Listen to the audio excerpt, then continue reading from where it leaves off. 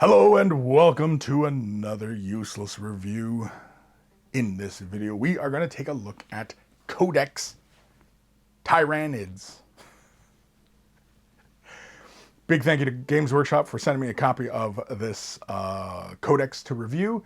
And yeah, let's have a look. Now, mind you, I've been making videos. If anybody's been, paying attention on the channel, I've been making videos, about these guys, with the little snippets of info that we've been getting from the Warhammer community website. And yeah, finally getting a chance to have a look through the book and, and see what exactly, people are going to be getting themselves into. It's very, very interesting. There's one or two things in here that I found very, very interesting, and I'm curious to see how, if Tyranids, it remains exclusive to them, or if we see it in other armies, because there are some rules that, like in the recent Eldari Codex, feel like similar kind of rules, and I'm kind of curious to see if we're going to go back to more of a universal special rules kind of thing, where, like a rule, like feel no pain, right? It's standardized across a whole bunch of armies. That kind of thing, right? So I'm curious. I am curious. So let's dive in. Let's have a look. So this book is, pretty standard. This is the hardcover book, and I don't think they sell a softcover of these. Does anybody want softcover books anymore? Like, like the old codexes used to be softcover books, but now all these books are, hardcovers and everything like that. I don't know.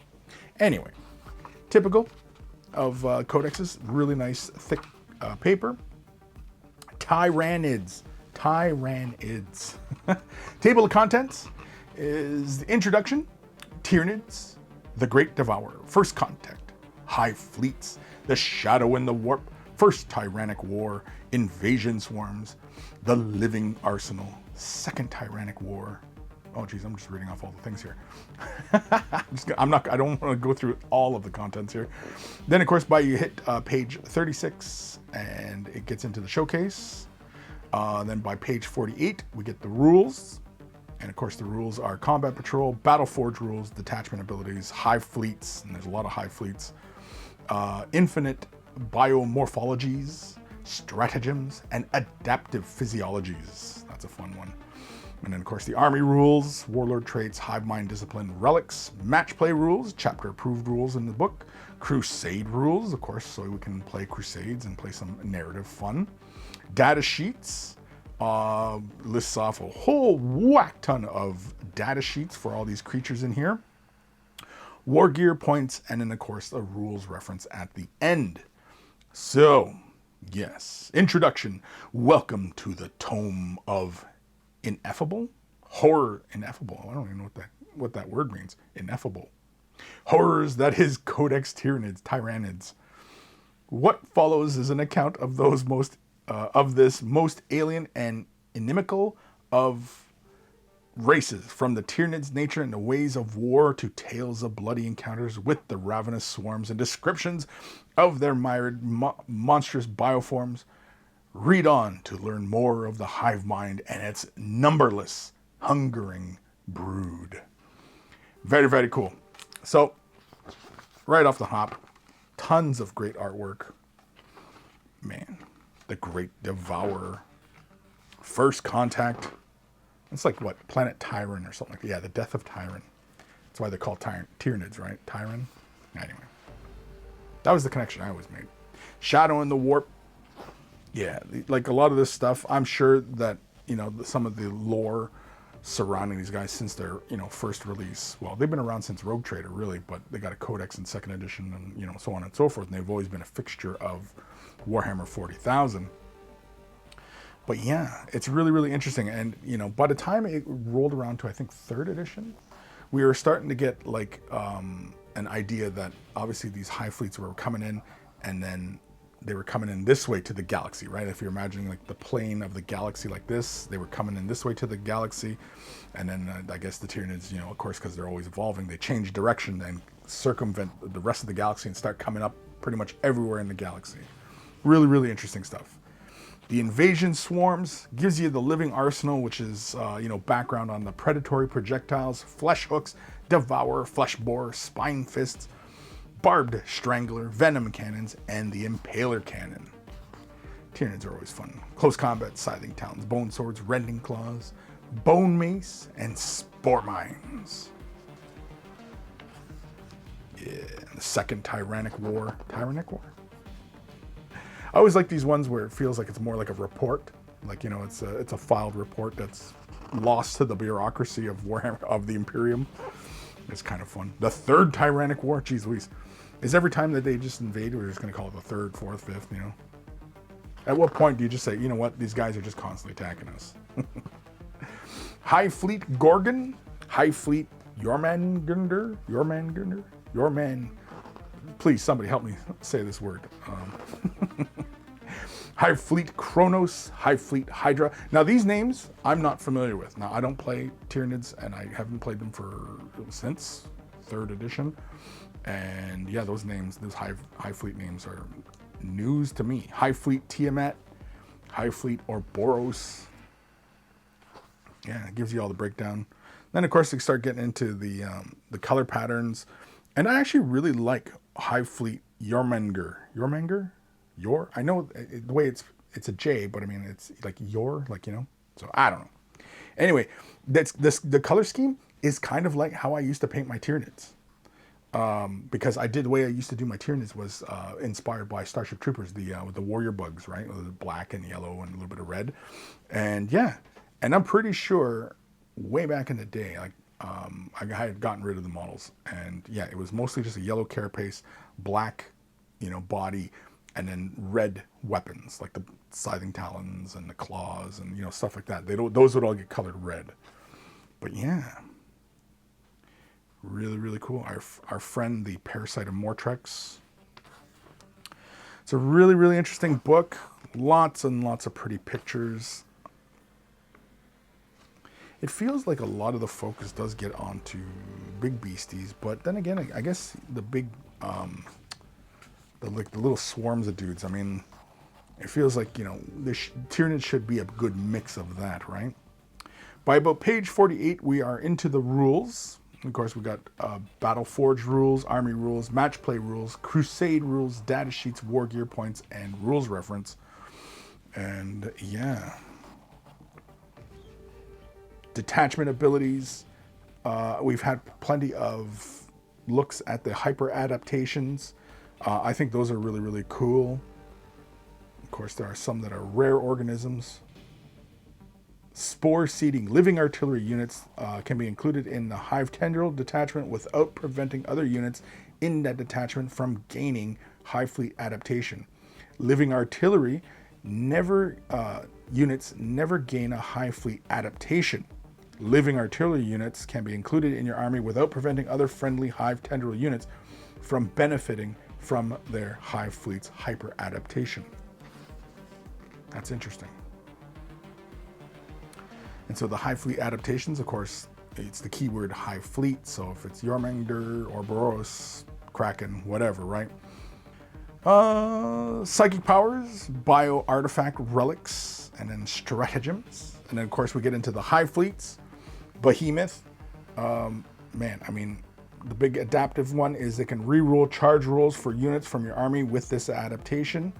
And then, of course, you can swap the High Fleet's adaptive rule for one of the following: Hunt Biomorphology or Lurk Biomorphology.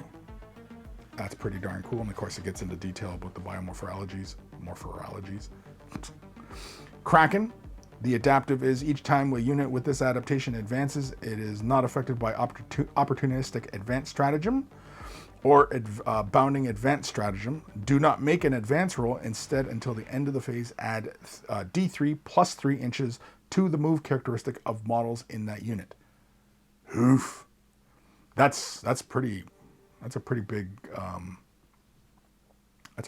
advantage. Going possibly an extra 6 inches of movement just for giggles, you know? Jeez Louise. Then of course you can also go in for their hyper adaptation, feed biomorphologies or hunt biomorphologies. And the whole hyper adaptation is basically before you play the game, during your deployment, you can pick which adaptation to have affect your whole army.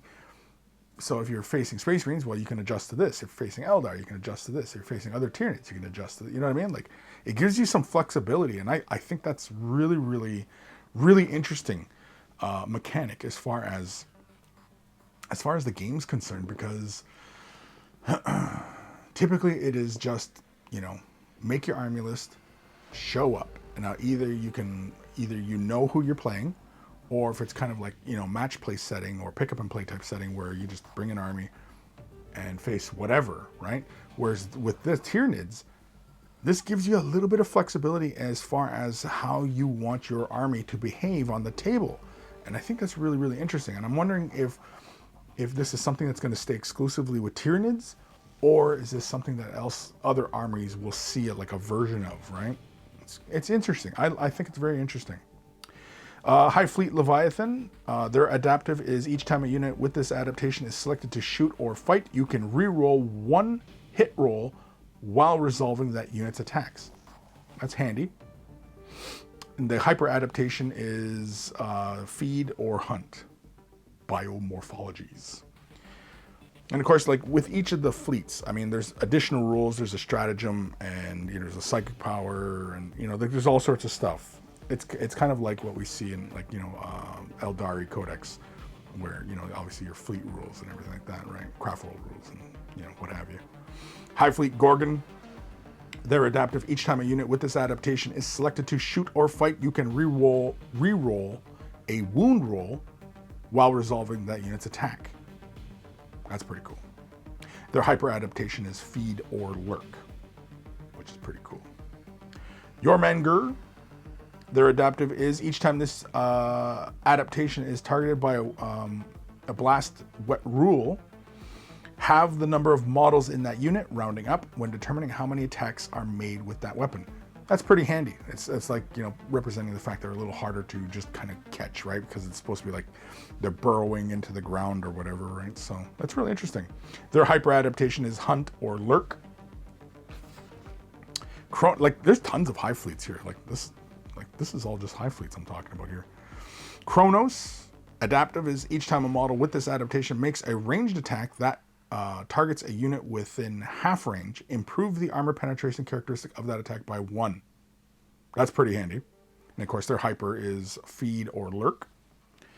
Hydra, add 1 to the movement characteristic of models with this adaptation. Each time a model with this adaptation makes a consolidation move, it can move up an additional 3 inches to a maximum of 9. That's pretty darn cool. Their hyper adaptation is feed or hunt. Again, we'll talk about that in a moment. Oh, that was it. Hydra was the last one. I was making it sound like there was a whole bunch here. So infinite biomorphologies.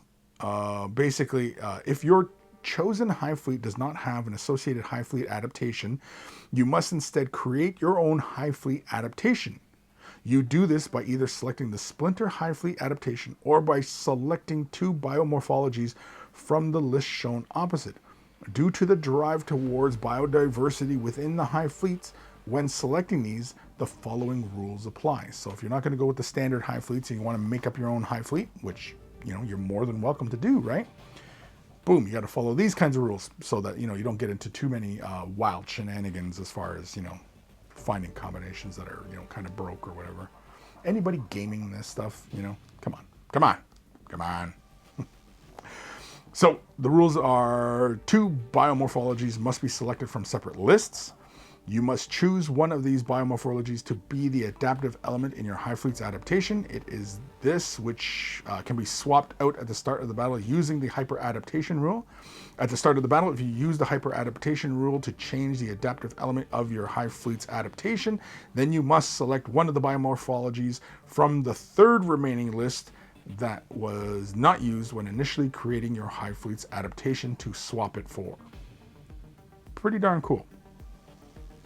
And of course, we get the Splinter Fleets. Select one of the Hive Fleets to use the Hive Fleet adaptation of that Hive Fleet. So basically, you can create like a Splinter Fleet, and then go from there. It's interesting.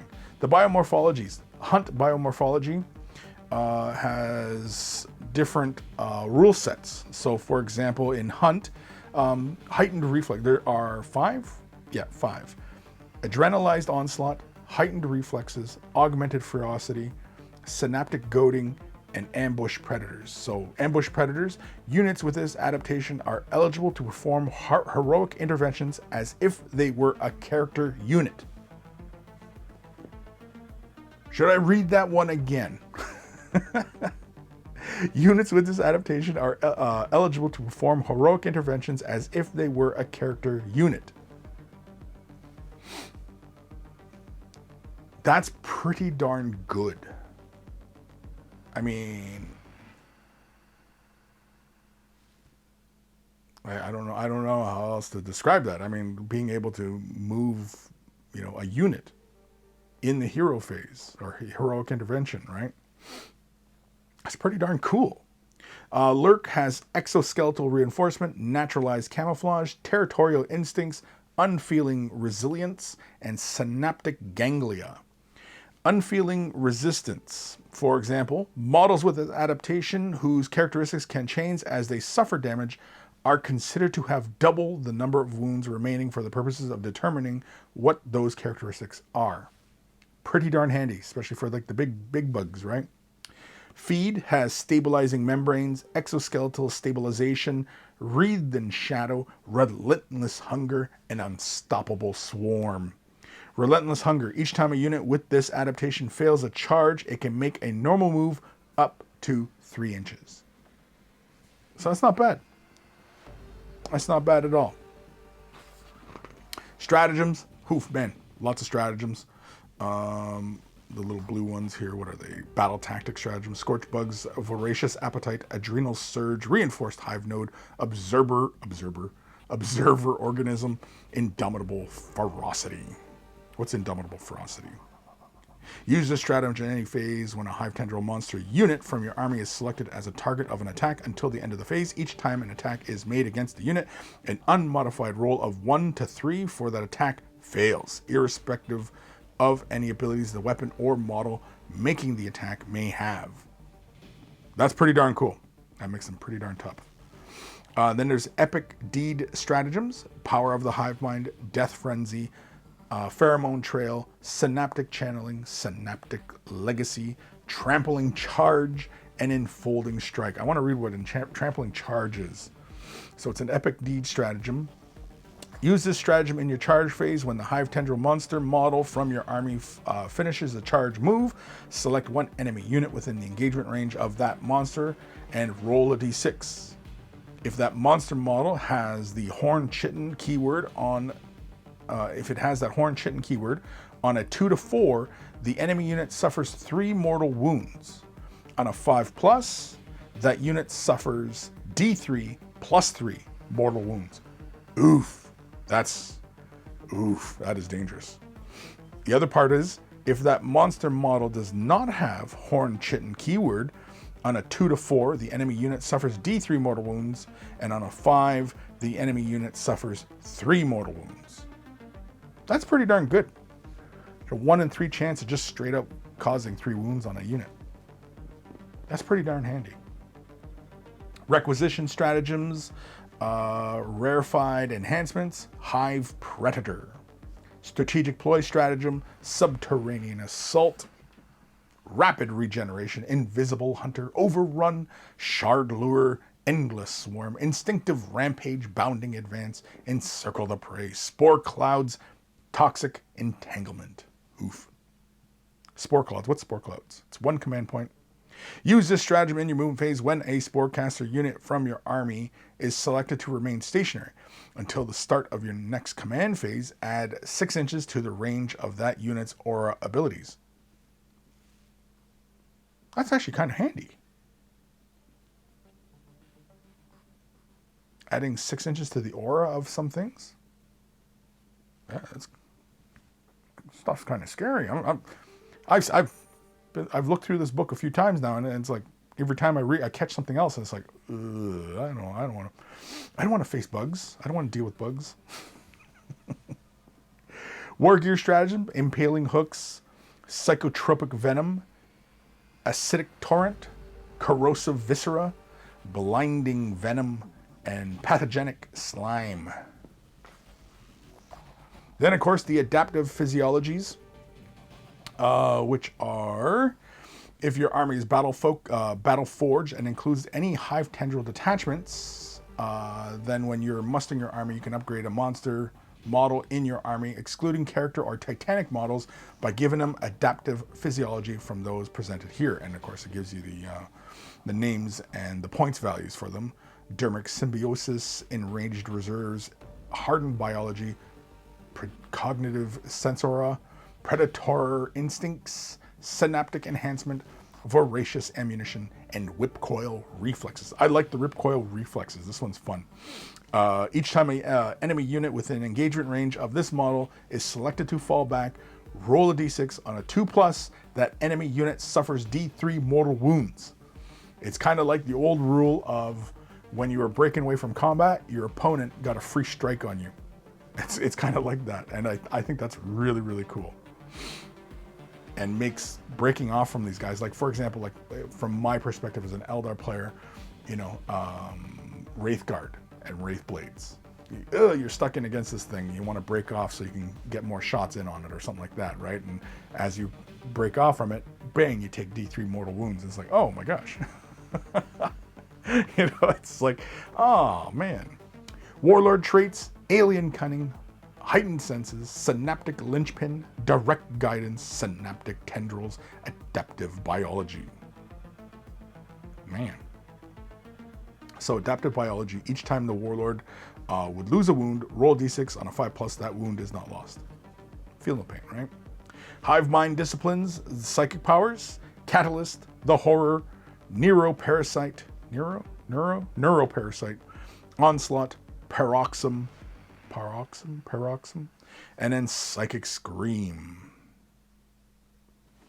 Pretty standard there. Relics, Ymgarl factor, the Reaper of the Obliterax, Maw Claws of Thyrax, Resonance Barb, Pathogenesis, Scythes of Tyran, Balethorn Cannon, Shard Gullet. What's a Shard Gullet? I want to read this description. The terrible sound of wet chitness rasping energies constantly from the innards of this gruesome weapon, like some monstrous beast chewing meat with a maw full of broken teeth. When it fires, what bursts from the biocannon's muscular barrel in a hail of long diamond hard barbs. That whole sentence sounds like something from a Daniel Steele novel. Each with a voracious fanged maw growing at its base. Once the bioelectric wreath projectiles punch deep into the targets, their parasitic mouths begin chewing frenziedly, devouring the victim from the inside out. Shard Gullet, 36-inch, Salt 3. It's high strength, high AP, and does 5 damage. Good grief. Gestation, I can't even see the word. Dirge Heart of Karis, the Passenger, and Seer Hive. All sorts of relics for these guys. Then we get the chapter approved rules. No mercy, no respite. Shadow operations. Purge the enemy. Very, very cool. Gives us a whole bunch of crusade rules. The way it all lays out and everything like that. Man. It's been a long time since I've done like a 40K campaign. Battle scars, battle traits, psychic fortitudes, crusade relics. Then of course we get a nice little showcase of Eddie Eccles' Tyranids. I actually really liked it. His color scheme's like a poison toad color scheme. It's got the green and the blue with little spots. I like it. I dig it. Now here's the one that I thought was really, really interesting in this book. And I had to read this like once or twice. So with the data sheets, okay, it's pretty standard fare, the high fleet being the key word. You got your weapon profiles and then your abilities. Synapse, units within 6 inches automatically pass, right? Their morale. Shadow in the Warp, Aura, 18-inch, right? So basically it hurts psychic tests, subtract 1. And you also, if you suffer perils, you suffer an additional mortal. Swarming masses. Each time a unit fights, the unit can fight if the engagement range of the enemy units, they are within 2.5 inches of enemy units. That's pretty cool. And then death from below, basically, is kind of like deep striking kind of thing, right? Except you're coming up from the ground. Basically go anywhere except 9 inches of the enemy, right? But here's the one that I thought was really interesting. The synaptic link range. Some abilities refer to selecting a unit that is within synaptic link range of that unit with the ability. When selecting a unit within synaptic link range, the Hive Fleet Synapse unit, you can select any unit that is within 12 inches of that unit as shown below. And so basically what ends up happening is as long as two, like a Synapse creature already has like an aura around it. And with two, if they're within each other's, they extend. It's like a little bubble. And I think that's really, really cool. That is really darn cool. However, there are other friendly Hive Fleet Synapse units that are also within 12 inches of that unit, you can instead select one of the units that is within 12 of any of those Hive Fleet Synapse units as shown. If those Hive Fleet Synapse units also have other Hive Fleet Synapse units within 12 inches themselves, then they increase the area over which units can be selected from in the same manner. This continues for as long as there are friendly Hive Fleet Synapse units within range of one another as shown. Really, really interesting because like it just, I don't think they've done this kind of thing before in the past as far as like how you're controlling and keeping the control over, you know, your units of gaunts and such, right? I mean, that's obviously why you always want these creatures within synapse ranges, right? So that we, you know, we're not losing control of them. Then you got your synaptic imperative abilities. The Hive Tyrant has Relentless Ferocity. Broodlord has Predatory Guile. Tyranid Prime has Guide Mind. Tervagon has Surging Vitality. Neurothrope has Psychic Augmentation. Trigon Prime, Thrashing Demise. Tyranid Warriors, Goaded to Slaughter. Malceptor, Psychic Oversight. Zonethropes, Warp Shielding. And the Parasite of Mortrex, Swift Onslaught. And we've seen plenty of this Parasite of Mortrex. Yeah, and so by about page 89, we get into the data sheets. So we get into the Winged Hive Tyrant, and there's a whole page on him. Regular Hive Tyrant, the Swarm Lord, Brood Lord, Neurothrope, Tyranid Prime, Tervagon. Tervagon is actually, I think there's a bit of a change to the way he spawns Termagants. Yeah. Which is kind of interesting. Because it's basically like you can replace them into a unit or you can just create your own unit. I'm not sure if that was always the case. I always thought it was kind of like a fresh thing and they can just go off and do their own thing kind of thing. Thing, right? Trigon Prime. Of course, he has variable stats as well. All these monsters, I think, have all variable stats. All these HQ, well, except the Broodlord, Tyranid Prime, and Neurothrope, right? Because they don't really have that many wounds. 6 wounds, 7 wounds, 6 wounds. Quite a few wounds, actually. Whereas, like, the Hive Tyrant, yeah, he's got lots of wounds. He's got the variable profile. The Swarm Lord's got a variable profile. And I'm sure the Winged Hive Tyrant has a variable profile. All the big monsters, right, have big variable profile. Old One-Eye. The Old One-Eye. No variable profile, despite being, you know, a monster, right? But yeah, he has the Armored Exoskeleton, which is kind of like the Wraith ability from the Eldari.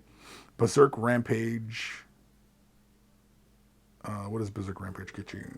Made a charge move, performed heroic intervention this turn. Then the unit that fought is resolved. Add D3+1 to the attack characteristic of this model. And he already has... He's already got a lot of attacks. You can go up to about 10 attacks if you use this ability, if you roll well. Oof. Oof. He also has regeneration. Jeez Louise. In your command phase, this model regenerates and regains up to D3 lost wounds. Each model can only be regenerated once per turn. Man. And he also has death throws, which is basically like, you know, the vehicle exploding. It's kind of like that. Tyranid Warriors for troops. Termagants, Hormagaunts, Gargoyles. Isn't there one more? No, I guess that's it. 4 troops? 4 troops. Why is it that we see like so many of these armies these days with only like 1 or 2 troop choices, even though you have to, according to your battle forged compositions, have to take so many troops, and yet there's not that many troop choices. Why is that? Why is that? I don't know. Elite, Toxicrene, Tyrant Guard, Lictor, Death Leaper, Malceptor, Pyrovores, Harapex, Haruspex? Anyway. Venomthropes, Zonethropes, Gene Stealers, good old Gene Stealers. Gene Stealers got like a full page of rules. 5 to 10 of these little guys. Movement 8. Ugh. Ugh. Raveners. I used to like these guys when they first came out. Raveners. 12-inch move. 3 to 9. Dang. Dang.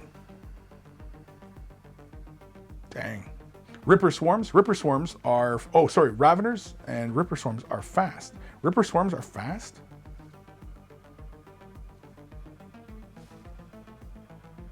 Okay. Ripper Swarm's got a little shooting attack. It's like, you know, pew pew. The Parasite of Mortrex. He is a fast attack choice. The stat profile is not, you know, is not scary. Pretty good weapon skill though. Decent attacks, you know, a 50-50 save. Not particularly strong. He's more or less the interference in which he causes. And I think we've seen quite a bit of coverage on this model, so I don't really think I need to go into it here.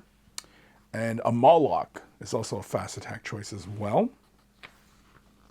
Trigon, Trigon's a fast attack?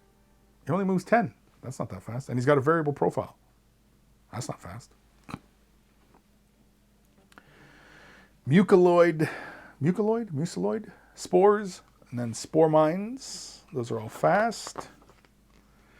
Then heavy is Exocrine, Biovores, and Carnifexes. The good old trusty rusty Carnifexes. Screamer Killers. 1 to 3 Screamer Killers. These guys are just fun. Again, like there's a lot of things here that are a lot of fun. Thornbacks, Hive Guard, Tyrannofex, Tyrannocyte. I hardly ever see these on the like in games. Tyrannocytes, the big pods. I thought they were more like drop pods, but like they're just like, you know, I don't know. Mind you, I don't think I've played that many games against Tyranids. Hive Crone is a flyer. Harpy, flyer. And then Fortification, the Sporocyst, bombardment organism. During deployment, when you set up the model, it can be set up anywhere on the battlefield, is more than 12 inches away from enemy deployment zone and any enemy models. That's pretty cool. Oh, and they can throw out more spores. Oof. Oof. It's got 5 guns. Jeez Louise. Well, it's like a little bunker, right? It's like a little, the bastions. Then, of course, we get into our weapon profile summaries, our points values, and, of course, a glossary and reference for all of the special rules and terminologies and stuff like that. But, yeah, so Tyranid Codex. Is it still as frightening as I think it is? Yeah, kind of. Pretty much. It's still kind of frightening. Do I look forward to beating these guys up on the field? Sure. Yeah. Been a long time since I fought bugs. But yeah. So anyway, hopefully you guys enjoyed this one. I'm sure you found it useless. And, you know, thanks for watching.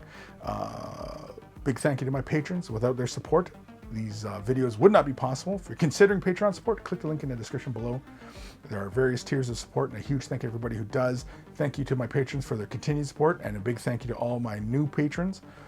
Thank you, thank you, thank you. And of course, take care of those brushes. They'll take care of you, and I will see you guys in the next useless video.